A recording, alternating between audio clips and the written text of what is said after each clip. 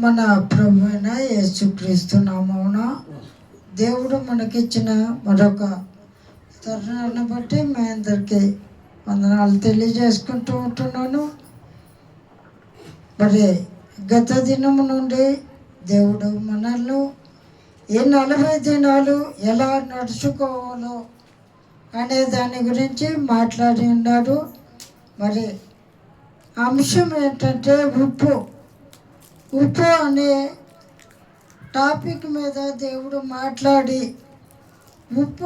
ఉప్పుతో మనల్ని దేవుడు ఎందుకు పోల్చి ఉన్నాడు, ఉప్పు యొక్క ప్రత్యేకత ఏంటి అనే దాని గురించి దేవుడు మనతో మాట్లాడి ఉన్నాడు. అందరిని బట్టి దేవుణ్ణి స్తుతిస్తూ ఉంటున్నాను. కొన్ని మాటలను నిన్న చెప్పుకున్న మాటలను గుర్తు చేసి నేను ముందుకు వెళ్తాను. మరి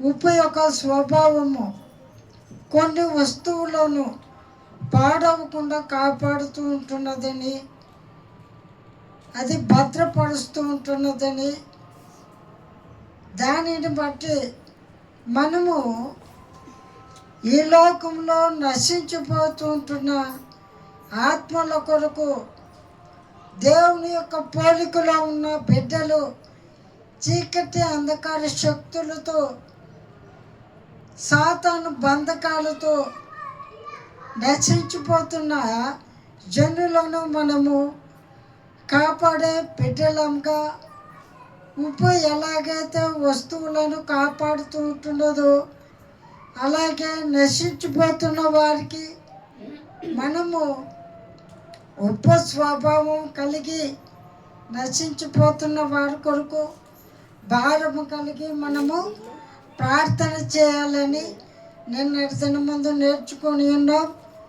మరి అనేక భక్తులు చెప్తున్న మాట ఏంటంటే, అక్కడక్కడ ఉంటున్న ఉప్పు స్వభావం కలిగి ఉంటున్న భక్తుల ద్వారా ఈ భూమి లయము కాకుండా ఇప్పటికీ క్రీస్తు పర్యంతరం వరకు కాపాడబడుతూ ఉంటున్నదని మనము నిన్నటి దినం ముందు నేర్చుకొని ఉన్నాం. అంత మాత్రమే కాకుండా మరి ఉదాహరణకి ఆదికాండం నుండి 18వ అధ్యాయంలో 23 నుండి 33 వరకు అబ్రహాము సొదొమ గొమొర్రా పట్టణాలు నాశనము కాకుండా ఆ పట్టణాలకు సమయమని ఒక విధంగా దేవునితో బేరమాడాడు. అలాగే నశించిపోతున్న వారి ఆత్మల రక్షణ కొరకు మనము కూడా అబ్రహాము ఎటువంటి భారము కలిగి ఉన్నాడో అటువంటి భారము మనందరం కూడా కలిగి ఉండాలని మనము నిన్నటి దినం ముందు నేర్చుకొని ఉన్నాము. అంత మాత్రమే కాకుండా మన కుటుంబంలో ఒక్కరు ఉప్పు స్వభావం కలిగిన భక్తులు ఉన్నట్లయితే, దేవుని యందు యథార్థ హృదయం కలిగిన వారు ఉన్నట్లయితే మనలను బట్టి మన యొక్క కుటుంబము రక్షింపబడుతూ ఉంటున్నదని మరి బైబిల్ గ్రంథంలో నుండి నోవాహును బట్టి అతని కుటుంబము కాపాడబడి ఉన్నది. అలాగే మనము కూడా మన కుటుంబానికి ఒక దైవభక్తి కలిగిన బిడ్డలముగా ఉన్నట్లయితే మనలను బట్టి మన కుటుంబాన్నే కాక మన చుట్టుపక్కల ఉంటున్న బిడ్డలను, మన బంధువులను, సాధ్యమైతే సకల జనులను కూడా మన ద్వారా దేవుడు రక్షిస్తానని అటువంటి భారము కలిగి ఉండమని చెప్పి ఉన్నట్లుగా మనము నిన్నటి దినం ముందు నేర్చుకొని ఉన్నాం. అలాగే ఈరోజు మనము చూసినట్లయితే మరొక వ్యక్తి జక్కయ్య ఎప్పుడైతే దేవుణ్ణి చూడాలని ఆశపడి ఉన్నాడు, దేవుణ్ణి తన ఇంట చేర్చుకొని ఉన్నాడు, అప్పుడు ఉప్పు స్వభావం కలిగిన వ్యక్తిగా మార్చబడి దేవుని యొక్క ఆశీర్వాదమును రక్షణ పొందుకున్న విధానాన్ని మనం చూస్తూ ఉంటున్నాం. వెంటనే దేవుడు అంటున్నాడు, జక్కయ్యకు రక్షణ వచ్చి ఉన్నది అని. అంతేనా? జక్కయ్యకు రక్షణ వచ్చిందన్నాడు. ఒకసారి మనం చూద్దాం. లోకాసు సువార్త 19వ అధ్యాయము 1 నుండి 9 వచనాలు చదువుకుందాం. నేను చెప్పిన మాట తప్ప కరెక్టా? 19:1 నుండి 9 వచనాలు. ఆయన సంచరించుచు ఎరుకో పట్టణంలో ప్రవేశించి దాని గుండా పోచుండెను. అదిగో సుంకపు గుత్తదారుడును ధనవంతుడునైన జక్కయ్య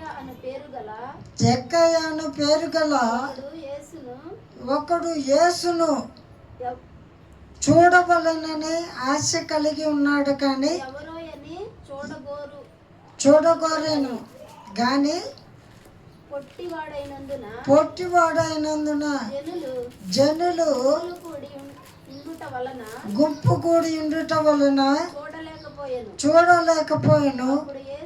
అప్పుడు యేసు ఆ త్రోవను రానయ్యుండెను గనుక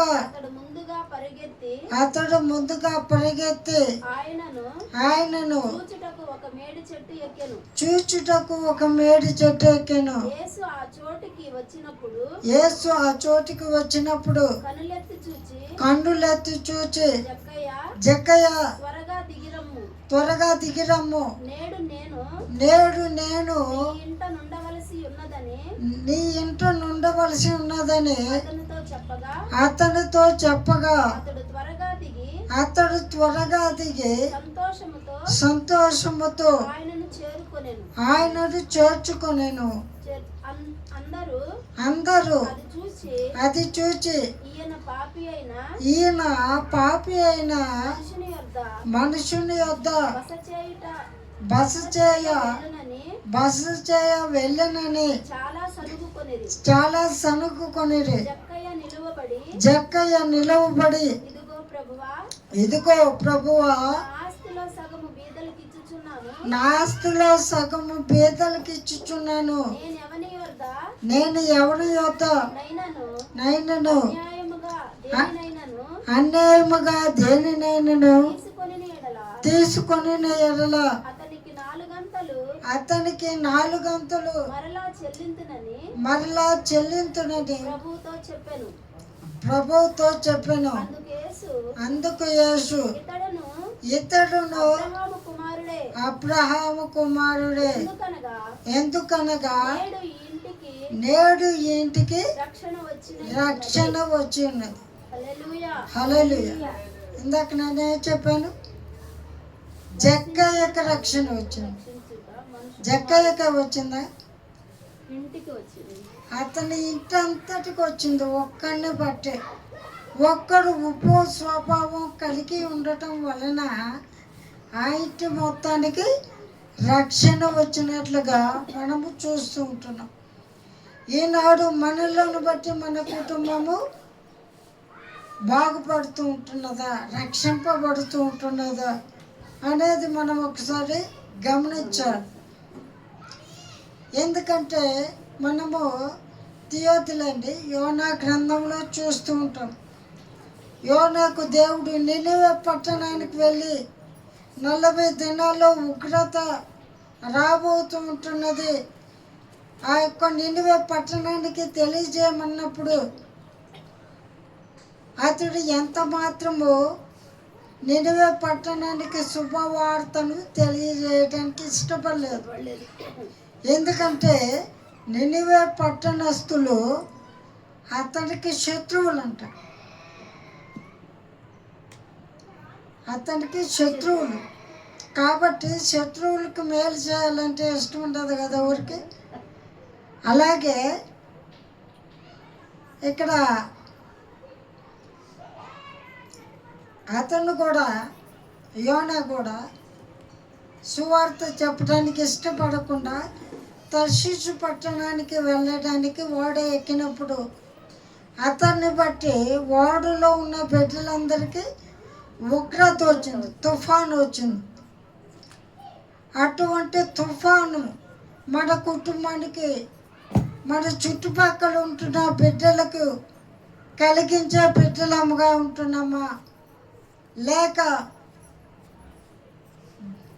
ఆ యొక్క జక్కయ్య వలె యేసును మన హృదయంలోనికి ఆహ్వానించి మనలను బట్టి మన కుటుంబానికి రక్షణ వచ్చే విధంగా మనం ఉంటున్నామా అనేది మనము చాలా జాగ్రత్తగా చూసుకోవాలి. ఎందుకంటే మనలను బట్టి ఇతరులకు మేలు కలగాలి కానీ ఏమాత్రము కీడు కలగకూడదని మనము గుర్తుంచుకోవాలి. ఎందుకంటే ఉప్పుతో పోల్చాడంటే నీ వలన ఇతరులకు మేలు కలగాలి, నీ వలన ఇతరులు రక్షణలోకి రావాలి అని దేవుడు చెప్పాడు. అందుకే శిష్యులతో చెబుతున్నాడు మార్కు సువార్త 16:15 మీరు సర్వలోకమునకు వెళ్ళి సర్వ సృష్టికి సువార్తను చెప్పండి. మత్తయి సువార్తలోను మార్కు సువార్తలోను సకల జనులను శిష్యులుగా చేయండి అన్నాడు. హల్లెలూయా. సువార్త చెప్పాలి, అనేకులను ప్రభు వైపు తిప్పాలి. అందుకే మీరు లోకానికి ఉప్పై ఉన్నారు అని చెబుతుంటున్నాడు.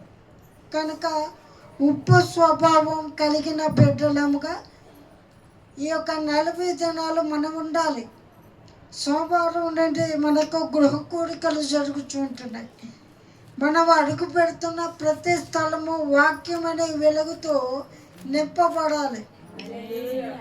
ప్రతి ప్రాంతంలో ఉంటున్న చీకటి అంధకార శక్తులు లయపరచబడాలి.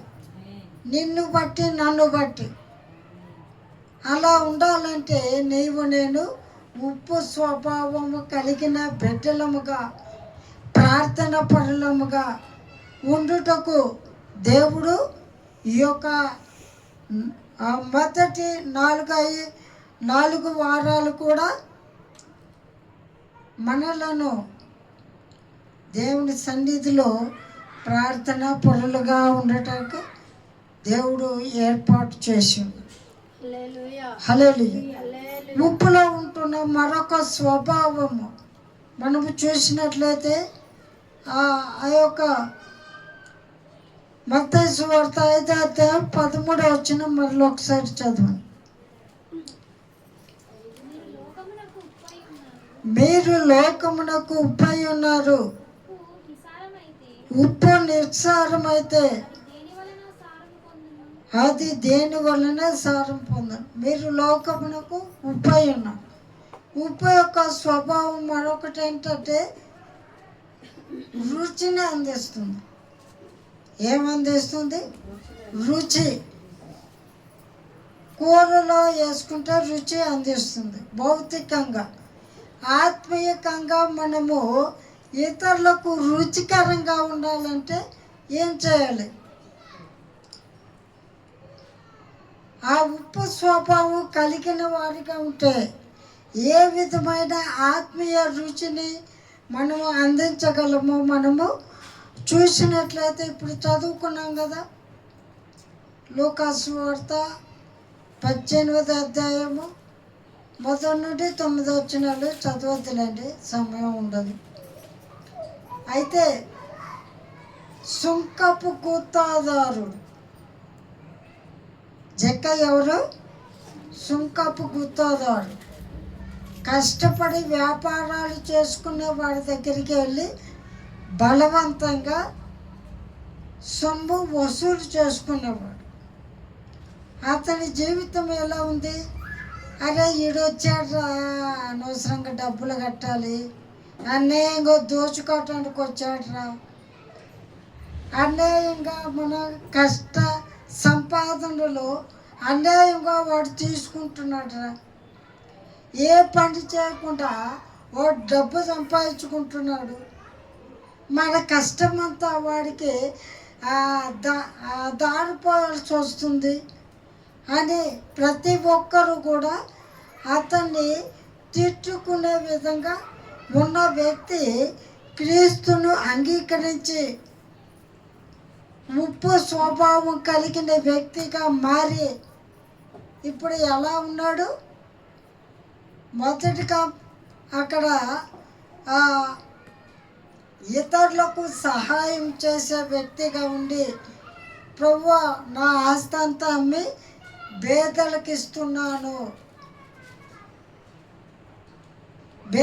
ఇస్తున్నాను, అన్యాయముగా తీసుకున్న వారికి 4 అంతలు చెల్లిస్తున్నాను అని ఒక ఇచ్చేవాడిగా ఉండి, ఇతడు వస్తే మా సంపాదన వ్యర్థమవుతుందని దుఃఖపడేవాడు ఇప్పుడు ఇతను వస్తే 4 డబ్బులు మాకేదైనా సహాయం చేస్తాడేమో అన్న విధంగా రుచికరంగా అతను రావాలి, అతడు వస్తే మేలు చేస్తాడు, అతడు వస్తే మా అవసరతలు తీరుస్తాడు అనే విధంగా మారి ఉన్నాడు భక్తుడైన ఆ యొక్క సుంకపు కూతదారుడైన జక్కయ్య. చూసి వీడెప్పుడు పోతాడా అని తిట్టుకునేవారు ఇప్పుడు అతడు ఎప్పుడు వస్తాడా, అతను వస్తే మాకు సహాయం చేస్తాడు అన్న లెవెల్కు ఎదిగాడంటే కారణం ఏంటంటే క్రీస్తును అంగీకరించాడు, ఉప్పు స్వభావం కలిగిన వ్యక్తిగా మార్చబడ్డాడు. అలాగే అపోస్తల కార్యాల్లో మనం చూసినట్లయితే సౌలుగా ఉన్న పౌలు సౌలుగా ఉంటున్నప్పుడు యేసుక్రీస్తు అనుచరులను చంపివేస్తూ అది చాలదన్నట్లుగా యెరూషలేములో ఉన్న ఆ యొక్క క్రైస్తవులందరినీ చంపివేయాలని అధికారుల ద్వారా అధికార పత్రము తీసుకొని వెళ్తూ ఉంటున్నప్పుడు దమస్కు మార్గంలో దేవుడు సౌలును దర్శించి పౌలుగా మార్చి ఎప్పుడైతే తన సేవ కొరకు ఏర్పాటు చేసుకుని ఉన్నాడు అనేకులకు రుచికరంగా మారాడు. శిష్యులందరికీ తెలియని విషయాలు కూడా ఇతను చేశాడు. ఒక విధంగా 11 మంది శిష్యులందరిలో కూడా గొప్ప సేవ చేసిన శిష్యుడిగా మారాడు సౌలుగా ఉన్న పౌలు. అతన్ని బట్టి ఆనందిస్తూ ఉంటున్నారు, అతన్ని బట్టి అందరూ ఉప్పొంగిపోతూ ఉంటున్నారు. ఆ విధంగా నీవు నేను మారాలి. ఇంతవరకు ఎలా ఉన్నా సరే ఇక మనకు దేవుడు తెలియజేసి ఉన్నాడు కాబట్టి మనము మార్పు చెందాలి. మనం ఏదైనా తోటలో చూసినట్లయితే తోట చెట్టు ఫలములో తోట మధ్యలో ఉన్న పండు తినొద్దన్నాడు. ఒక విధంగా మనం ఆలోచిస్తే ఆ చెట్టు ఫలాలన్నీ తినుంటారా తినుండరా? తినే ఉంటారు కదా. ఆ యొక్క తినవద్దని చెప్పిన పండును కూడా తినే ఉంటారు ముందుగానే, దేవుడు చెప్పకముందే తిని ఉంటాడు. అప్పుడు పాపం ఏమి రాలేదు. కానీ ఎప్పుడైతే దేవుడు ఆజ్ఞ ఇచ్చాడో, అది తినవద్దని ఆజ్ఞ ఇచ్చాడో, ఆ పండు తినటం వలన దేవుని ఆజ్ఞ మీరినందుకు పాపం వచ్చేసింది. హల్లెలూయా. ఇంతవరకు మనము ఉప్పు స్వభావం అంటే తెలియకపోయి ఉండొచ్చు, కానీ ఇప్పుడు దేవుడు తెలియజేసి ఉన్నాడు కాబట్టి ఆ స్వభావము నీవు నేను కలిగి ఉండకపోతే ఇన్నాళ్ళు మనకు తెలియక పొరపాటున ఉన్నాము. ఇప్పుడు తెలుసుకున్నాం కాబట్టి దాన్ని చేయకపోతే పాపులముగా తీర్చబడతామని మనము జ్ఞాపకం చేసుకోవాలని ప్రభు పేట కోరుతూ ఉంటున్నాను. మరొక లక్షణాన్ని మనము చూసుకుందాం. ఉప్పు అన్నిటిలో కలిసిపోతుందా లేదా? ఈ మురికి నీళ్ళు దీనిలో కలవను, నేను కరగను, ఏ మంచి నీళ్ళు కాదు, నేను వ్యర్థమైపోతాను అంటది అనదు. అన్నిట్లో కలిసిపోతూ ఉంటుంది. అలాగే మనము అందరితో కలుసుకోవాలి. వీడు మా సంఘస్థుడు కాదు, వాళ్ళకి ప్రైజ్లు ఆడేందుకు చెప్పాలి, వాళ్ళని ఎందుకు గౌరవించాలి అన్న స్వభావం మనకు ఉండకూడదు. అందరితో మనం కలవాలి. హల్లెలూయా. అందరితో, లోకంతో కూడా మనము స్నేహం చేయాలి. దేవుని మాట మనము వారికి చెప్పాలి. దేవుని ప్రేమను వారికి తెలియజేయాలి. అయితే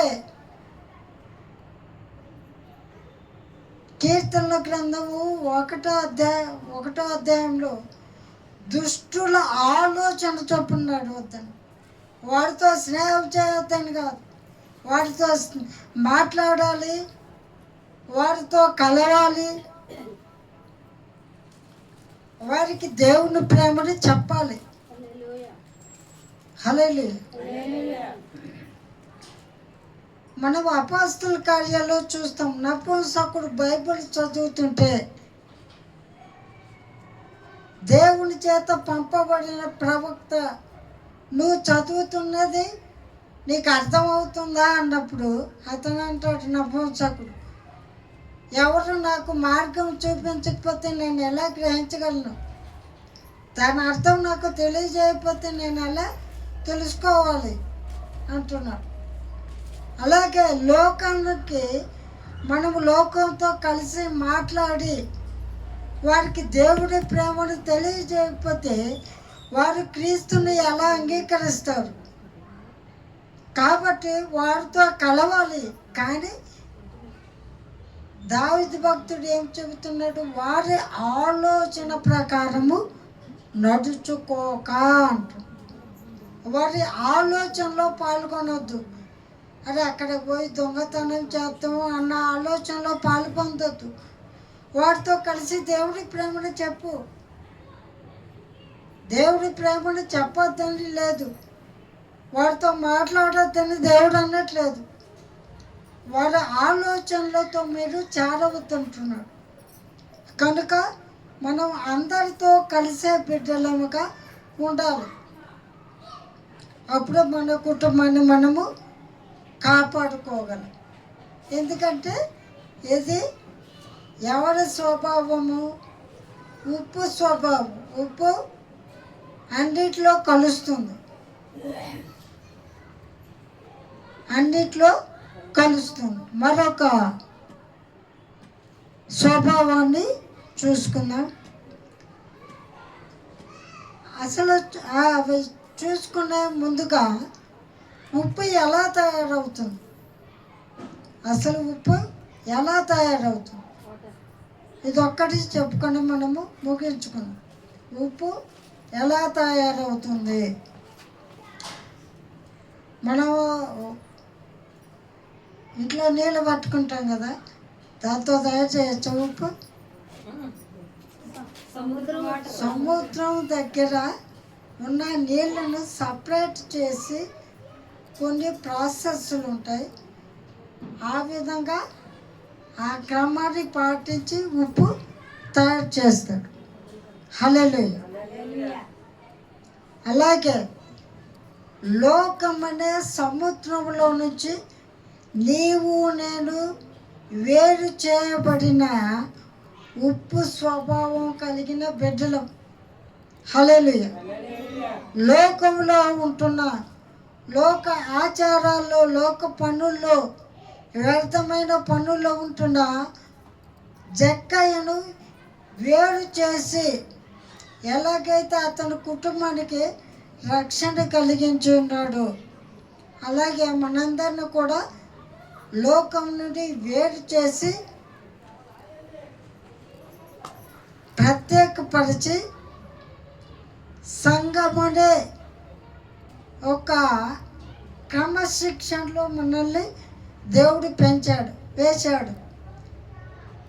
సంఘమనే ప్రాసెస్లో మనల్ని ఉంచి ఉప్పుగా తయారు చేశాడు బాప్తిస్మము ద్వారా. కనుక మనము లోకానికి ప్రత్యేకంగా ఉండాలంటే, లోకం అంటే ఏంటి అసలు? లోకానికి వేరుగా జీవించడం అంటే లోకస్తులు రాజకీయాలన్నీ తిరుగుతారు. ఒక క్రైస్తవుడు కూడా అలా తిరగచ్చా? నువ్వు లోకంలో నుండి వేరు చేయబడ్డావు. నీ పని దేవుణ్ణి స్తుతించడం.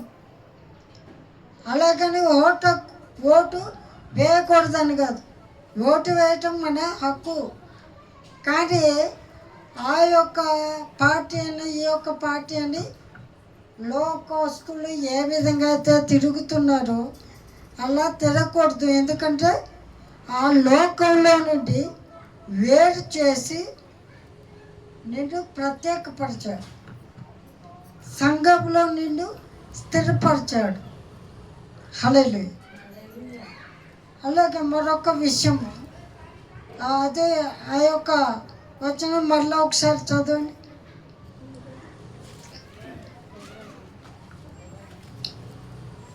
5:13 మత్తయి సువార్త. మీరు లోకమునకు ఉప్పై ఉన్నారు. ఉప్పు నిస్సారమైతే పొందును.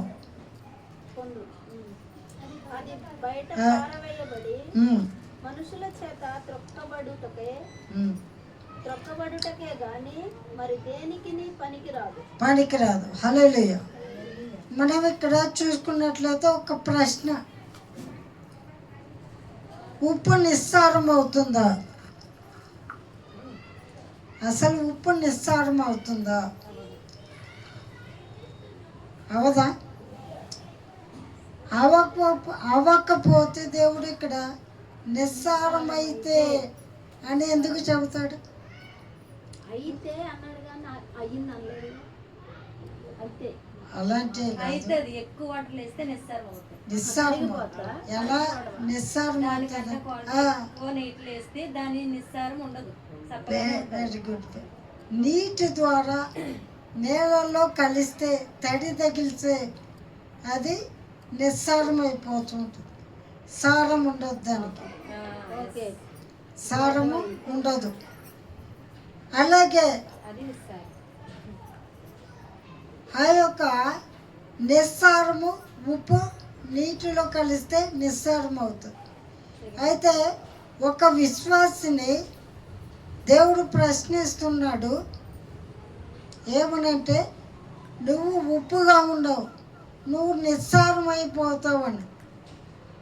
ఒక విశ్వాసి నిస్సారము ఎలా అవుతాడు?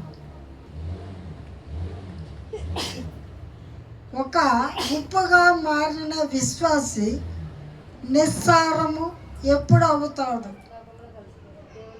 Very good. సముద్రంలో నుండి వేరు చేయబడి ఉప్పుగా తయారైన ఉప్పు మరలా తడి తగిలితే, నీళ్లు తగిలితే ఎలాగైతే సారము కోల్పోతూ ఉంటుందో, ఒక విశ్వాసి లోకంలో నుండి వేరు చేయబడి క్రీస్తును ధరించి క్రీస్తులో ఉప్పు స్వభావము కలిగిన బిడ్డగా మారాడు. మరలా లోకంతో కలిస్తే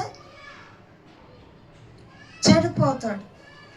వాడు బయట పారవేయబడి త్రొక్కబడటకే కానీ ఎందుకు పనికిరాడు. అంటే అర్థం ఏంటంటే లోకము లోకం పెళ్ళిళ్ళు చేసుకునేటప్పుడు ముహూర్తాలు చూస్తుంది. ఇల్లు కట్టేటప్పుడు అరే ఈ వాస్తులో బరువు ఉండకూడదు, ఈ వాస్తులో ఇది కట్టకూడదు, బాత్రూమ్ ఇటువైపు ఉండాలి అని ఆచారాలు పాటిస్తూ ఉంటారు.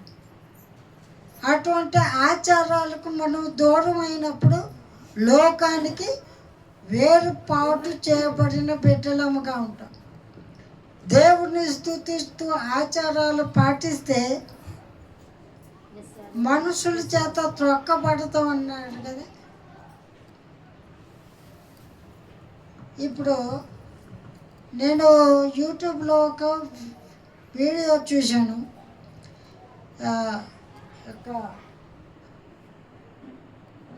కార్తీక మాసం ఉంటుంది కదా, అయితే క్రైస్తవులు కూడా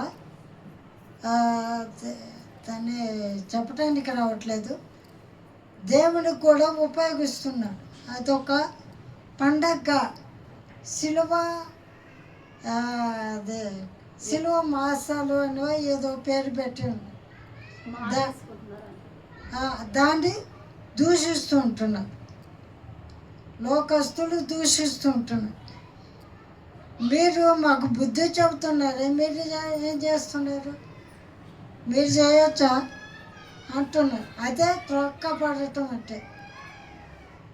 నేను అలా త్రొక్కపడకుండా వాడు మారు మాట మాట్లాడకుండా ఉండాలంటే వాటికి మనం దూరంగా ఉంటే, క్రీస్తు ఏ విధంగా అయితే నాలో తప్పుందని ఎవడన్నా చెప్పగలిగిన వాడు ఉన్నాడా? మన జనరల్గా లోకానుసారంగా చూసుకుంటే అంతటి మగాడు ఎవడైనా ఉన్నాడా అంటూ ఉంటారు కదా. అలా సవాల్ చేశాడు, అలా సవాల్ చేయాలి. కట్నాలు తీసుకోవద్దు అంటున్నా నువ్వు, నేను తీసుకోలేదురా కట్నం, నాకు తెలియక తీసుకున్నా కానీ మరలా తిరిగి ఇచ్చేసాను రా, దేవుడి కృప తెలిసినాక అనే విధంగా ఉండాలి నువ్వు. అదే మనుషుల చేత త్రొక్కపడకుండా సారవంతమైన బిడ్డలముగా ఉండాలంటే ఈ మాటలు మనము మార్కు సువార్తల్లో చూస్తూ ఉంటాం. అది దేవుని వలన మార్కు సువార్త 9వ అధ్యాయము 49-50 వచనాల్లో మనం చూస్తూ ఉంటాం. ప్రతి వానికి ఉప్పు సారము అగ్ని వలన కలుగును. ఉప్పు మంచిదే కానీ ఉప్పు నిస్సారమైన ఎడల దేని వలన మీరు దానికి కలుగజేతురు. మీరు ఉప్పు స్వభావం గలవారై ఉండి ఉప్పు సారము గలవారై ఉండి ఒకరితో ఒకరు సమాధానము కలిగి ఉండండి అని చెప్తుంది. సమాధానము కలిగి ఉండాలి. నిన్నెవరన్నా కష్టపెట్టారా? సమాధానము కలిగి ఉండి. మనకు శ్రమలు వస్తున్నాయా? దేవుడితో సమాధానం కలిగి ఉండే శ్రమలలో కీర్తనకారుడు దావీదు చెబుతున్నాడు, నేను శ్రమల పాలై దీనుడనైతిని. శ్రమలలో దీనత్వం చూపించాలి. చివరిగా ఒక మాట చెప్తాను నేను. ఉప్పు తెల్లగా ఉంటుంది, తెలుపు పరిశుద్ధతకు పవిత్రతకు గుర్తు. అటువంటి స్వభావం కలిగి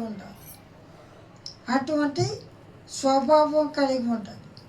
ఎందుకు ఇవ్వండి, ఎన్ని ఉప్పుల్లో ఉంటున్నాయి? ఈ లక్షణాలన్నీ ఎన్ని ఉప్పుల్లో ఉంటున్నాయి? ఒకే ఉప్పులో ఉంటుందా లేక తెలుపు ఒక ఉప్పులో రుచి ఒక ఉప్పులో ఉంటుందా? ఒకే ఉప్పు. కాబట్టి ఈ లక్షణాలన్నీ మనం కలిగి ఉండాలి. ఇవన్నీ మనము కలిగి ఉన్నప్పుడే ఉప్పు స్వభావం కలిగిన బిడ్డలముగా ఉంటాం. అలాగే కరిగిపోతుందంట, కరిగిపోతుంది. నువ్వు నన్ను నీళ్ళు వేసామని కరగకుండా ఉంటుందా? సాంబార్లు వేసామని కరగకుండా ఉంటుందా? రుచిని ఇవ్వకుండా ఉంటుందా? ఉప్పు ఎక్కడైనా ఉప్పే, దేనిలోనైనా కరిగిపోయేది. మనము కూడా రుచినిచ్చే వారముగా ఉండాలి. రుచినిచ్చే విషయంలో మరొక మాట చెప్తాను, ముగిస్తాను. ఉప్పు ఒక జపన్య శాస్త్రి గారు అనుకుంటా చెప్తాడు, ఉప్పును కరివేపాకును తీసుకొని ఉప్పు ఒక 50 కేజీల సాంబార్లో వేసినప్పుడు అది ఆ సాంబార్లో కరిగిపోయి రుచిని అందిస్తుంది. కానీ కరివేపాకు పైన తేలాడుతూ ఉంటుంది. అది ఇచ్చే రుచి కొంత ఉండొచ్చు, అస్సలు ఉండదని కాదు, కొంత ఉంటుంది. ఎక్కువ ఉప్పు వేయకుండా కరివేపాకులో వేసి వంట చేస్తే రుచి ఉంటుంది? ఉండదు కదా. కానీ ఇది కరివేపాకు అంతా నేనే చేశాను అన్నట్లుగా విర్రవేగుతూ ఉంటుంది. హల్లెలూయా. కానీ ఇప్పుడు కూర బాగుందనుకో, కూర వండిన వాళ్ళని బాగా వండేవు, కూర బాగుంది, చాలా రుచిగా ఉంది, కూర చికెన్ చాలా రుచిగా ఉంది, సాంబార్ చాలా రుచిగా ఉంది అంటాం. కానీ చికెన్లో వేసిన ఉప్పు ద్వారా చికెన్ రుచిగా ఉందంటాను. అను అయినా కానీ నా పేరు చెప్పట్లేదు, వాళ్ళకి రుచి ఎందుకు ఇవ్వాలి అనుకుంటుంది, ఉప్పు అనుకోదు. అలాగే మనము ఘనతలు కోరే బిడ్డలంగా ఉండవు. నేను ఇది చేశాను, నన్ను పొగడాలి అన్న హెచ్చింపు అనేది మనకు ఉండకూడదు. ఉప్పు వలె కరిగిపోయి నేను ఇతరులకు మేలు చేయాలి. ఇంకొక మాట, క్రిస్మస్ తాత డ్రెస్ వేసుకుంటారు. ముగించాను, ఇది ఒకటి చెబుతాను. క్రిస్మస్ తాత డ్రెస్ వేస్తారు. ఆ క్రిస్మస్ తాత వెనక ఉన్న రహస్యం తెలుసా? ఆ యొక్క రహస్యం ఏంటంటే, నేను ఇతరులకు హెల్ప్ చేయాలి కానీ నేనెవరో తెలియకూడదు అని ఆ యొక్క డ్రెస్ వేసుకున్నాడు. కానీ ఈనాడు చేస్తున్న వారంతా ఏదో డ్రెస్ వేసుకొని ఆనందిస్తూ చాక్లెట్లు విసిరేస్తూ, మరి నాకు మొన్న క్రిస్మస్ కనిపించింది, దేవుడు సమాధానము కలిగించడానికి వస్తే ఈ క్రిస్మస్ తాత ఏంది పిల్లలందరూ కొట్టుకునే విధంగా చేస్తున్నాడు అనిపించింది. ఎందుకంటే చాక్లెట్లు వేయటం వల్ల పిల్లలందరూ కొట్టుకుంటున్నారు. అప్పుడు నాకు అలా అనిపించింది. కానీ మనం సమాధానం కలిగించే బిడ్డలముగా, కాపాడే బిడ్డలముగా, రుచిని అందించే బిడ్డలముగా ఈ 40 దినాల్లో మనము ఉప్పు స్వభావము కలిగిన బిడ్డలముగా ఉండాలని ప్రభు పేట కోరుకుంటూ, ఇంతవరకు శ్రద్ధగా విన్న మీ అందరికీ వందనాలు తెలియజేసుకుంటూ నా మాటలు ముగిస్తున్నాను.